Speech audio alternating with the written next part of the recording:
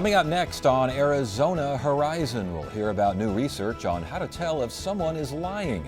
Also tonight, a report on how small business owners feel about the economy, and we'll learn about an organization that's been helping at-risk girls for over 100 years. Those stories next on Arizona Horizon. Arizona Horizon is made possible by contributions from the Friends of Arizona PBS, members of your PBS station. Thank you. Good evening and welcome to Arizona Horizon. I'm Ted Simon. State lawmakers were scheduled to debate two bills today that would protect free speech rights of students on college campuses. One measure, sponsored by Representative Paul Boyer, would award $500 plus attorney's fees for students who successfully sued their university or college for a free speech violation. Another bill, this one from Representative Anthony Kern, would prevent institutions of higher learning from restricting free speech to particular zones on campus. The bill stemmed from the case of a student who sued an Arizona community college over a First Amendment issue. A new study at ASU shows that it may not be as easy as you think to determine if someone is lying. Here to talk about his research is Assistant Professor Nicholas Duran of ASU School of Social and Behavioral Sciences. Good to have you here. Thanks for joining us. Thank you for having me. This is basically kind of like body politics a little bit here, right? I mean, yeah. It's trying to figure out when someone is telling the truth and not, huh? That's right. And people aren't very good at it. The nonverbal cues that people think are associated with deception are probably outside the perceptual capacity of human awareness. So it's below the threshold of human perception. So, I mean, I want to get to some of the particulars here, but can you ever really tell if someone is lying? In specific cases, certain context, you might be able to. But for that behavior to generalize from situation to situation, person to person, or even different types of lies, it's unlikely. So why are we so good at lying? How did we get to be so good? Yeah, well, there's certain evolutionary advantages to lying. It's a behavior that's evolutionary designed to defeat detection. And if people were good at detecting deception, well, it wouldn't be such a problem. And a lot of theorists think there was a type of arms race, evolutionarily speaking, for why we're so good at deception, right? So as a deceiver, I had to get good at lying, but as a person being deceived, I had to get better at detecting it. And then as a deceiver, I had to get better, so on and on, right, until we get to where we're at now. Very sophisticated liars. Well, let's talk about where we are now. How do people in general perceive the truth? Well, let me start with why people think that we can even detect deception to begin with, right? Why there should be a difference from truth to deception. And the idea is that deception is cognitively difficult, right? So when you're lying, there's that pesky truth that interferes with the lie. And people that are particularly good at lying, maybe politicians, they're smart people, and they're able to suppress or ignore that interference with the truth while they lie. Another idea is that deception is emotionally salient, right? It may invoke negative emotions, or some people might enjoy lying, positive emotions, and that might leak out into the body. So that's the idea, that because it's cognitively difficult, because it's associated with strong emotion, it's going to be unintentionally expressed in the body. So we should be able to find those cues. And again, people they lack eye contact, they're kind of fidgeting like this. We all look at them and go, that person's lying. But that's not necessarily the case. That's exactly right. That's exactly right. So there are studies that find that in some context, deceivers might fidget more. But the problem with those studies is that they're over groups of people where if you might find in one group, okay, there's a little bit, they blink more or something when they're lying. But then when you try to look for that behavior at the individual level, it doesn't predict very well. Because in that group, some people might blink a lot. Some people might not blink at all. Some people might blink as much. So these cues they're not that stable. They're highly variable. And we're talking lying here, but this could be other aspects, like folding it doesn't necessarily mean defiance or upset, does it? That's exactly right. Because when people are anxious, when they're nervous, say they're being interrogated, well, they're going to display behaviors that might look a lot like what we naively think, oh, it has to be associated with deception. Yes. And furthermore, people aren't, these cues, the idea is that if we can detect these cues and have these catalog of cues, we can then train people to then become expert lie detectors. The thing is, if they're so easily perceived by others, well, deceivers know that that's what's being looked for, so they can strategically control and manipulate them. So we need to look at these behaviors expressed at a different level of behavior. What about how someone speaks? Like fewer verbal repairs or fewer verbally tics or these sorts of things. The flow of conversation. How does that play into this? Oh, that's probably one of the better nonverbal signals are these types of, so things that aren't associated with the semantic content of speech, but the rhythms of speech have been found to be fairly better, I should say, at systematically being associated with deception. So these cues of rhythm and speech that also co-vary with the rhythms of the body. So speech and the body both will co-vary in these rhythms. And looking at that stability of that structure of rhythm might be a better way of looking for deception. Okay, and you were mentioning micro behavior. Stuff you can't even see with the naked eye. That's the only way you can really tell about this. What about cultural differences? How do they play into all this? Cultural differences?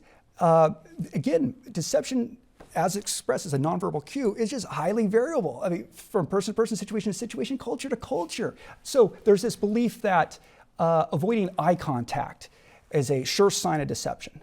Well, that's not the case at all. And in some cultures, looking directly at somebody while you're talking is seen as something negative. So you would avert a lot of eye gaze in certain cultures. And does that mean they're lying more? No. Right. Yeah. Well, it's a fascinating study, but at the bottom line, it seems to me like this is all very interesting, but I still can't tell when someone's lying. Yeah, and that's for good reason. If deception is going to be expressed through the body, it's going to be over these micro behaviors, these fluctuations from moment to moment, structured over time. So in my research, I look at people's behaviors, hundreds of data points sampled every second, and I look for organization and the variability of the movement in that signal. Yeah. And that's just not something that people are going to be able to do with the naked eye. Real quickly, would you be able to look at a presidential candidate and knowing how they acted when they didn't tell the whole truth, figure out from there that whether or not they're... Probably not. Politicians are probably really good liars for lots of good reasons. Yeah. Yes, they are. All right, very interesting stuff. Good to have you here. Thanks for joining us. Thank you.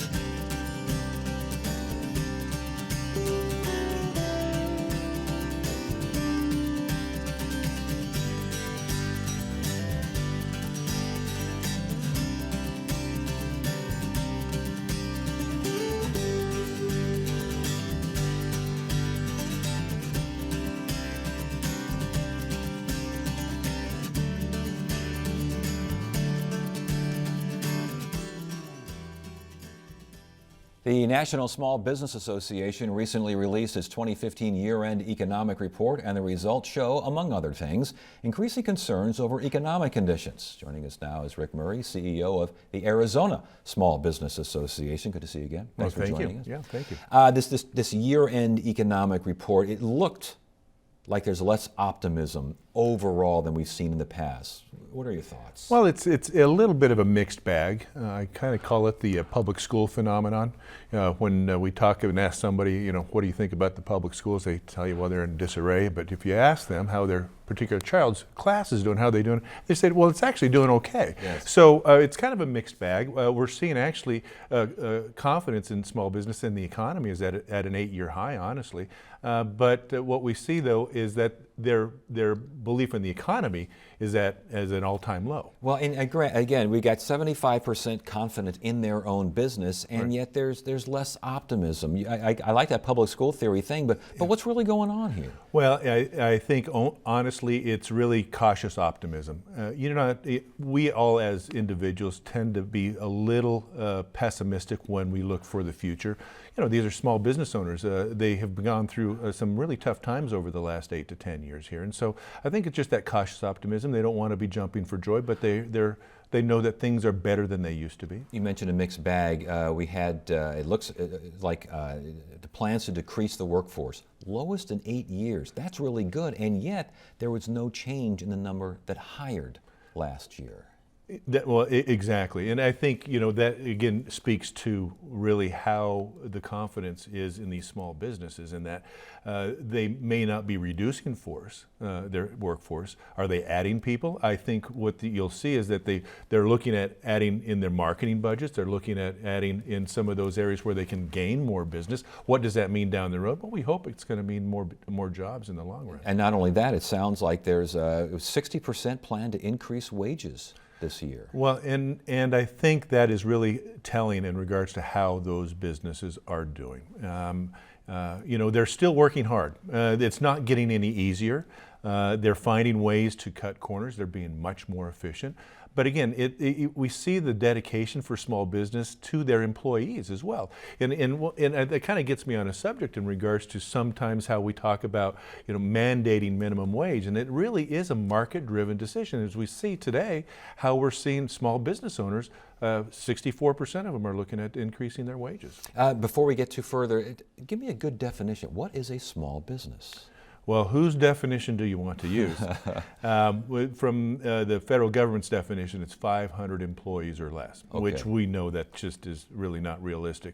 Typically, what we try to look at is the number in regards to the revenue on an annual basis, about $5 million or in that area.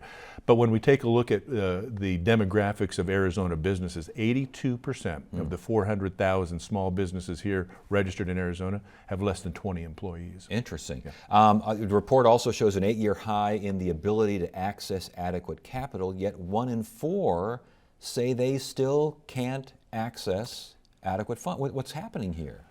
It's certainly when we talk about access to capital for small business owners, it's usually a personal guarantee. And so a lot of times, instead of from a business standpoint, we look at larger businesses can get business capital. When we talk about small business, it's always going to be based on our own personal creditworthiness. And that is still something we're still crawling out of, I think, in the long run. One of the things that we've done well here in Arizona, and thanks to Governor Ducey, is looking at alternative ways to be able to raise capital. Crowdfunding, if you will. We passed that equity crowdfunding bill last year. We've got another bill going through this year that's going to be on the tail of that one to help look at that issue of access to capital and crowdfunding. Indeed. All right, some other results here. Cyber attacks look to be an increasing concern.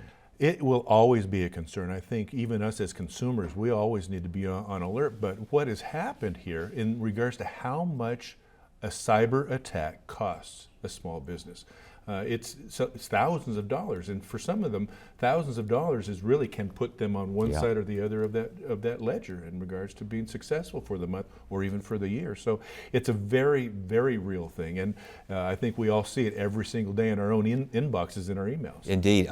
As far as the political process concerned, 53% of small business owners pay very close attention to the presidential race, and yet they say 5% of candidates understand a small business. 5% of business owners think that those yahoos out there sorry, I shouldn't have said yahoos, but I mean, there are the bunch of them understand business at all. Well, and I think that in lies part of the frustration for small business owners, in that they don't believe that Washington knows who they are, and the ones that really drive this economy. When we take a look at all employer firms in this country, 98% are considered small business. And that's obviously at that level that the federal government defines, but 98% of that. So when we take a look at that, I think it really shows how we as consumers really believe there's a disconnect between Washington and what's happening here at home. Well, for the small business owners, and again, 40% say that candidates don't understand small business at all. Some of them say, 5% think they understand a little, 40% not at all. What don't they understand? Well, I truly think that when we look at the majority of people in Washington that are running our country are not small business owners, nor have they ever been small business owners. And I think that in lies really some of that discontent, or that what the belief from the small business owners in regards to how Washington is treating them.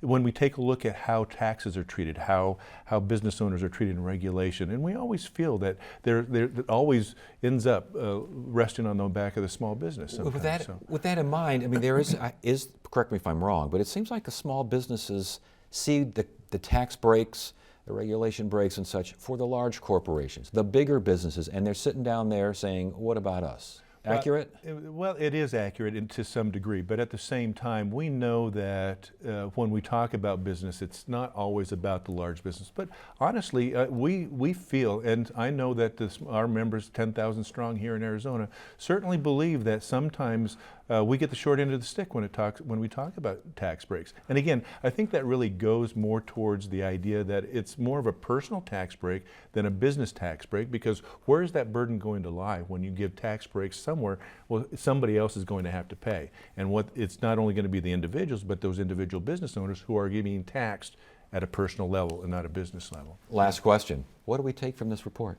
Well, I think what we take is really that things are probably not as bad as we think sometimes. And I think also that there is some positive things on the future. I think consumer confidence is increasing, which is always a strong indicator. So I'm anxious to see what our next one looks like, and I'm really excited about what the next few months look like here, especially here in Arizona. Too. All right. Yeah. Good to have you here. Thanks for joining us. I appreciate it. Thank you.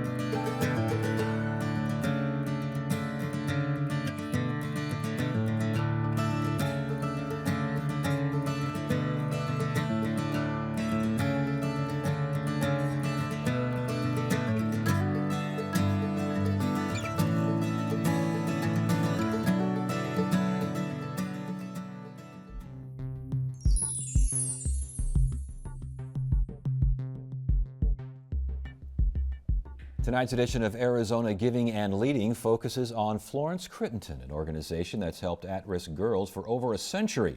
Kelly Warren is CEO of Florence Crittenden of Arizona, and she joins us now. Good to see you. Thank you for having me. Good to have you here. Give me a more expanded definition of Florence Crittenden of Arizona. Well, first of all, our mission is around providing safety, hope, and opportunity to every girl whose life we touch. We are the second oldest social service agency, and we've been around for over 119 years. My goodness. Who was Florence Crittenden? So Charles Crittenden is our founder, and Florence was his daughter. She passed away at age 4 from a childhood illness. And he went around the country opening Crittenden homes for really the lost and fallen women and girls. Yeah, from what I was reading, it sounds like the organization first served unwed mothers and then kind of expanded from there. I would say we continue to evolve, but we were most known in this state for a place for unwed mothers when there was a lot of stigma associated with being with child and no husband. Right. So women would travel all over the country to find a place to have their child secretly, put it up for adoption, and go back to their respective homes. My goodness, how times have changed. Yes, huh? yes. As far as Florence Crittenden's mission now? Well, we're really ever evolving. So as the voice of girls changes, and young women, so does our focus. So we went from providing just a place for unwed mothers to now a full complement of services, and we provide group home services as an example on our main campus. Girls are as young as age 10 to age 18. They live with us on campus and receive extensive holistic care, including individual, group, and family therapy, substance abuse treatment as an example. Counseling, medical services. Yes, What about yes. education? Education is so vital for our girls.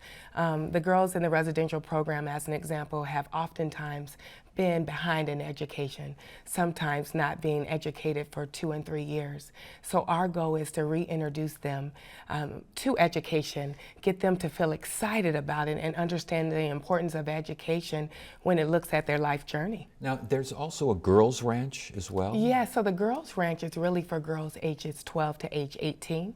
They live in Scottsdale or our Phoenix location. They're pregnant, parenting, or non-parenting. The best part about that program is if they are with children, their children can reside with them.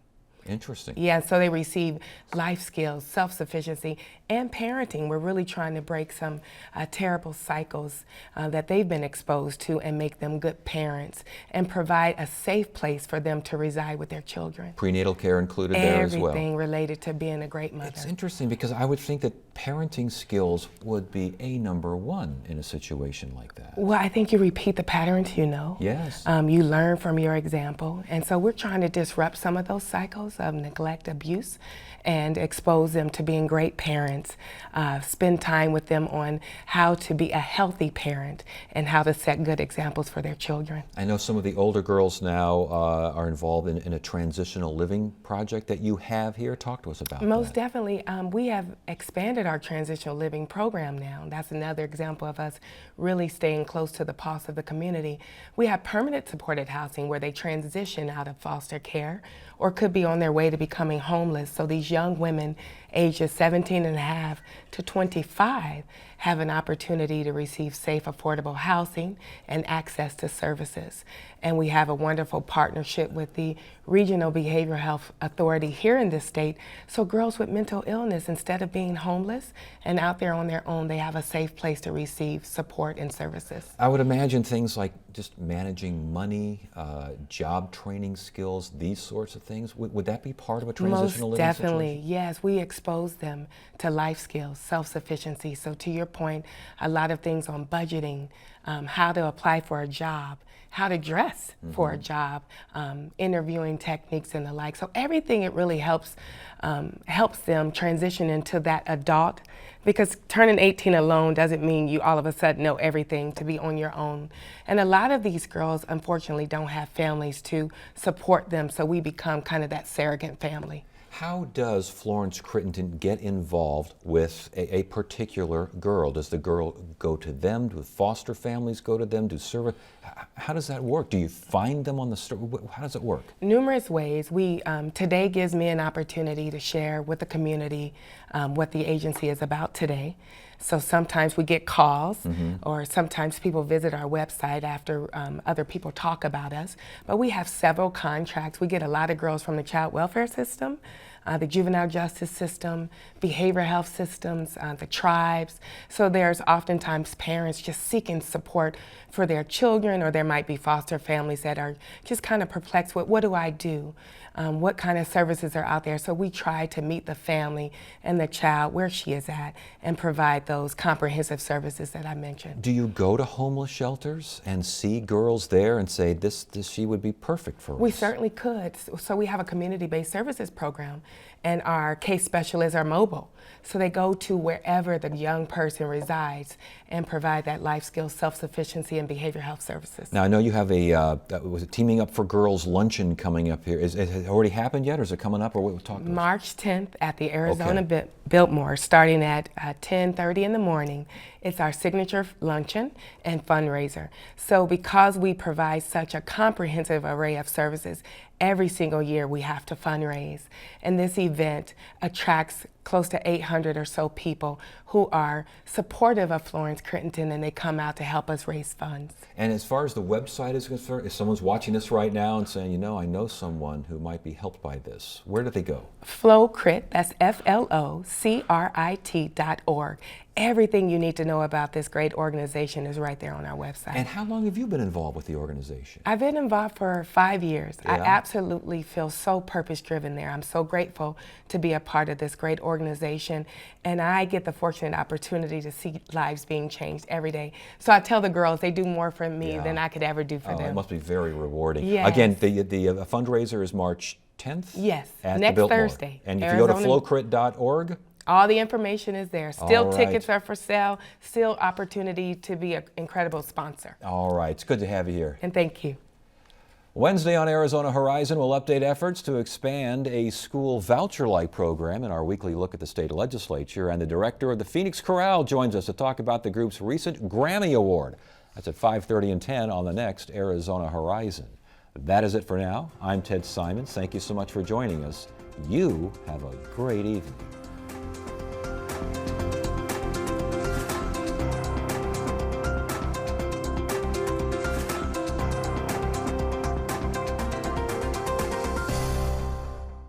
Arizona Horizon is made possible by contributions from the Friends of Arizona PBS, members of your PBS station.